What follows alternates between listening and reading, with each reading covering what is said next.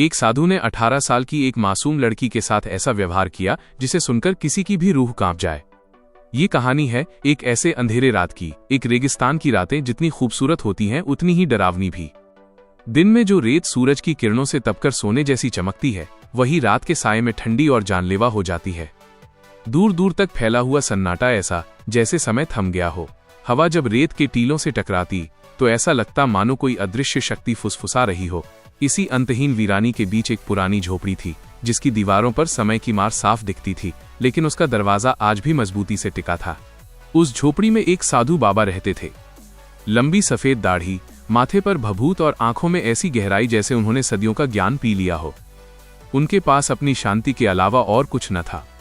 आधी रात का समय था, आसमान में चांद बादलों की ओट में छिपा था।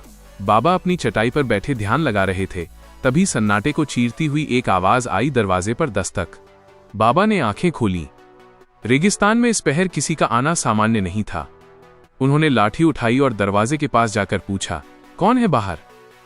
बाबा, मदद कीजिए, रास्ता भटक गई हूं, एक कांपती हुई आवाज आई। बाबा ने जैसे ही किवाड़ खोले, सामने एक 18 साल की लड़की खड़ी थी।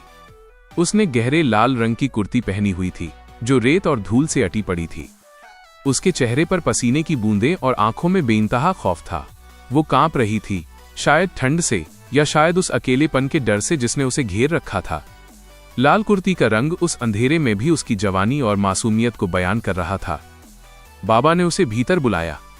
झोपड़ी के कोने में एक मिट्टी का दिया जल रहा था, जिसकी मध्यम रोशनी में लड़की का चेहरा साफ हुआ। वो बेहद सुंदर थी, लेकिन थकान और डर ने उसकी रंगत छीन ली थी। बाबा ने उसे पानी का घड़ा दिया। लड़की ने गटागट पानी पिया और लंबी सांस ली। उसने बताया कि वो अपने परिवार के साथ एक तीर्थ यात्रा पर थी, लेकिन तूफान ने उसे सबसे अलग कर दिया। वो घंटों से चल रही थी और जब उसने दूर से इस झोपड़ी की रोशनी देखी तो उसकी जान में जान आई। रात और गहरी होती गई। झोपड़ी के बाहर गीदड़ों के रोने की आवाजें आने लगीं।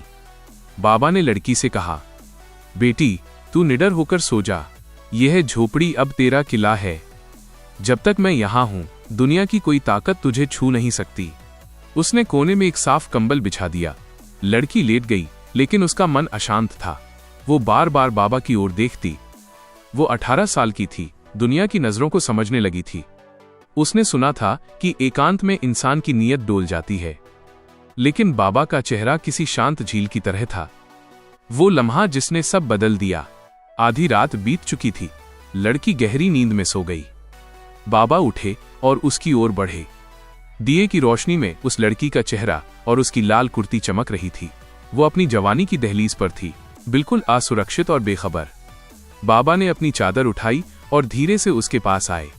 अगर कोई बाहर से देख रहा होता तो शायद कुछ गलत सोच बैठता, लेकिन बाबा ने जो किया वो इंसानियत की मिसाल थी। उन्होंने अपनी चादर उस लड़की के ऊपर डाल दी ताकि उसे ठंड न लगे।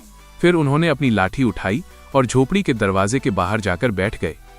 पूरी रात कड़ाके की ठंड थी। बूढ़े बाबा के जोड़ों में दर्द हो रहा था। ठंडी हवा उनकी हड्डियों तक को कंपा रही थी, लेकिन वे टस से मस नहीं हुए। वे पूरी रात जागकर उस अमानत की पहरेदारी करते रहे जो ईश्वर ने उनके पास भेजी थी। वे जानते थे कि बाहर जंगली जानवर हैं और भीतर एक बच्ची का भरोसा। उन्हें उस भरोसे को टूटने नहीं देना था। जब सुबह की पहली किरण ने रेगिस्तान की रेत को छुआ, लड़की की आंख खुली।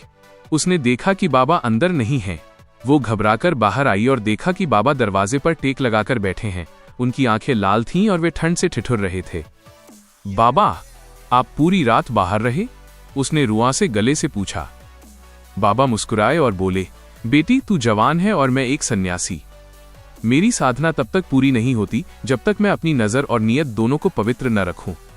तू मेरी छत के नीचे थी और एक पिता का धर्म पहरेदारी करना होता है, आराम करना नहीं।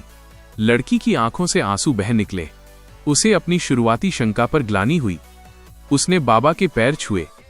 बाबा ने उसे खाने के लिए कुछ सूखे फल दिए और सही रास्ते की ओर इशारा किया। जाते जाते उस लड़की ने मुड़कर देखा। वो लाल कुर्ती अब रेत में नहीं, बल्कि सुबह की धूप में गौरव से चमक रही थी। उसने उस रात सिर्फ अपनी जान नहीं बचाई थी, बल्कि उसका ये विश्वास भी बच गया था कि आज के दौर में भी पवित्रता और चरित्र जैसी चीजें मौजूद हैं।